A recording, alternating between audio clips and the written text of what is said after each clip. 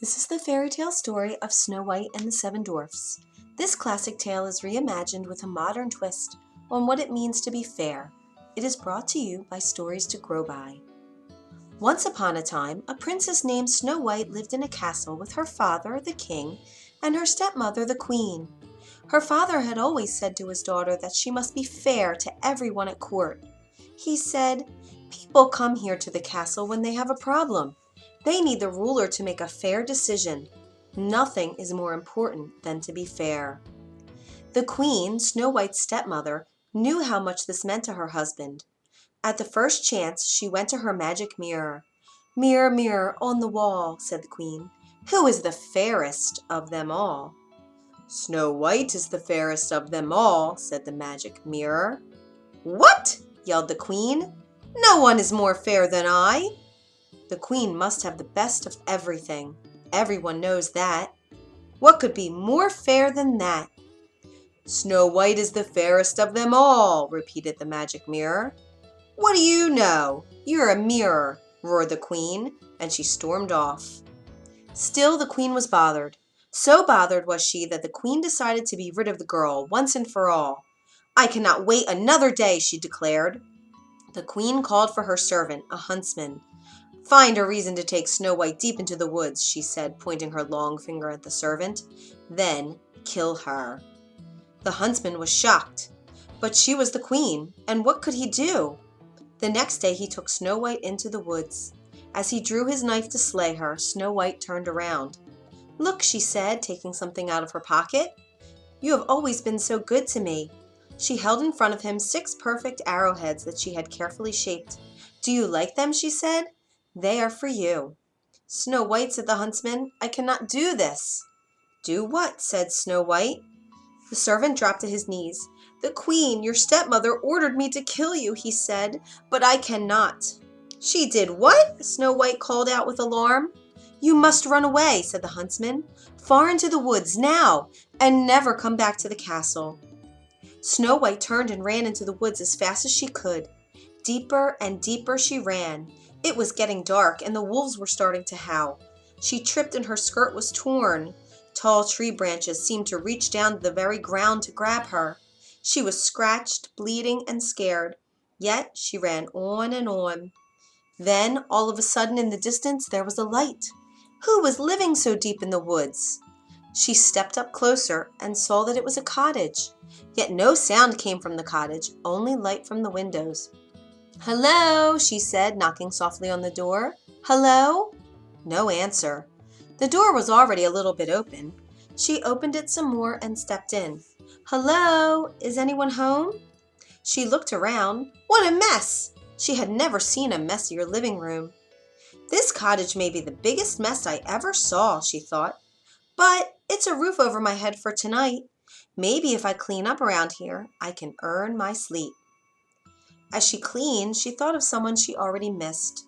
Before her father had remarried, she and a prince who lived in the next kingdom were enjoying getting to know each other. They would take long walks in the royal garden and tell each other stories and laugh. After the queen had moved into the castle, her stepmother had made a new rule: no more visitors. Now the prince had to slip over the palace gate in secret.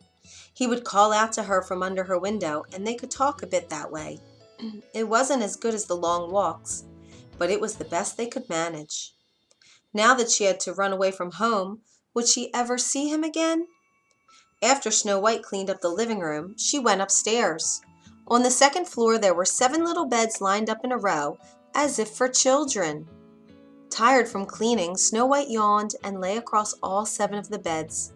Soon she fell fast asleep. In the meantime, the 7 dwarfs were heading home from a long day of working in the jewel mines. When they opened the door, you can imagine their surprise when they saw their cottage all cleaned up. "What kind of magic is this?" said one of the dwarfs, whose name was Doc. "I wouldn't mind more magic like this," said another of the dwarfs with a smile. His name was Dopey. "We'd better check upstairs," said another dwarf, whose name was Grumpy. "Something is fishy around here, that's for sure." There, lying across all their beds, was a young lady fast asleep. "Who are you?" said all the dwarfs at once. Snow White bolted awake. The 7 dwarfs could tell she was as surprised as they were. Soon they all relaxed and shared their stories. Snow White learned their names: Bashful, Doc, Dopey, Grumpy, Happy, Sleepy, and Sneezy. She told them all about her stepmother, that her stepmother had tried to get the huntsman to kill her, that the huntsman had set her free in the woods, and that she could never go back home again. "Stay here with us," said Bashful. "That's sweet," said Snow White, "but if I were to stay here at your home, I would have to do something for all of you." "You already cleaned up our place," said Sneezy. "Keeping the house clean will be easy," said Snow White, "as long as we all pitch in.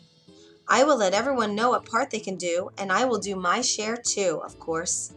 "That's fair," said Happy. "But there must be something else I can do for you," said Snow White. The 7 dwarfs shrugged. "Do you know how to read?" said Doc. "We have these books filled with wonderful tales and would love to be able to read them." And so it was agreed that Snow White would give them reading lessons. To celebrate their new friendship, Snow White and the 7 dwarfs sang and danced the night away. The next morning before they left for work, the 7 dwarfs warned Snow White that she must not open the door to anyone. After all, who knows what evil her stepmother might do? The princess nodded in agreement, and the dwarfs left the house. The princess prepared her first reading lesson. She also prepared a good hot meal for the 7 dwarfs when they returned home that night. And so the days passed. Back at the castle, the queen marched right up to the mirror.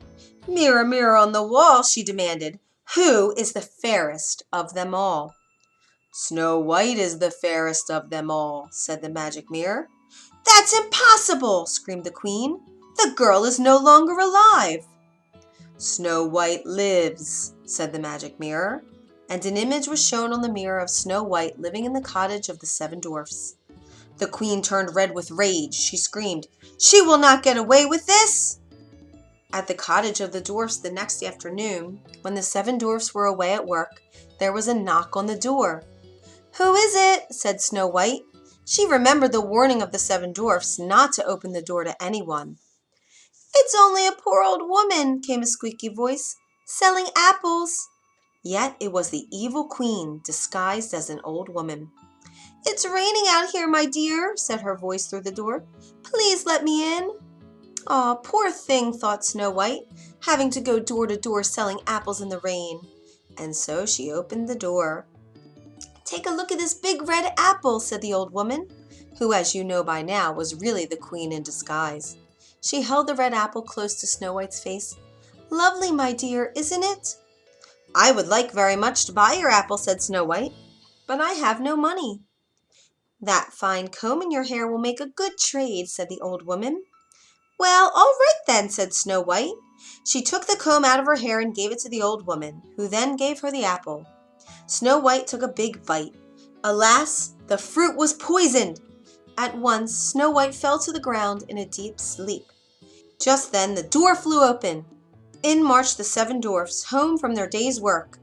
Shocked indeed they were to find Snow White lying on the floor and what must be her stepmother beside her, laughing. They chased that evil queen out the door and into the storm. Up to the very top of a mountain they chased her. All of a sudden, lightning hit the mountain. The queen fell, and she was never seen again. But there was nothing to help poor Snow White. She stayed absolutely still in her deep sleep. The 7 dwarfs gently lifted her into a glass coffin. Day and night they kept watch over her.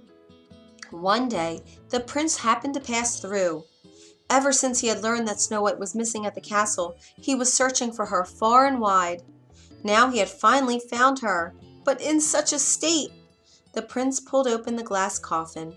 Her face seemed so fresh, even in that deep sleep. He gently took one of Snow White's hands in his own and kissed it. At once, Snow White's eyes opened. With love's first kiss, the evil queen's spell was forever gone. Now nothing stood in the way for Snow White and the prince to be together forever. They returned to the kingdom and lived happily ever after. The end. If you enjoyed this story, you can find more at storiestogrowby.org.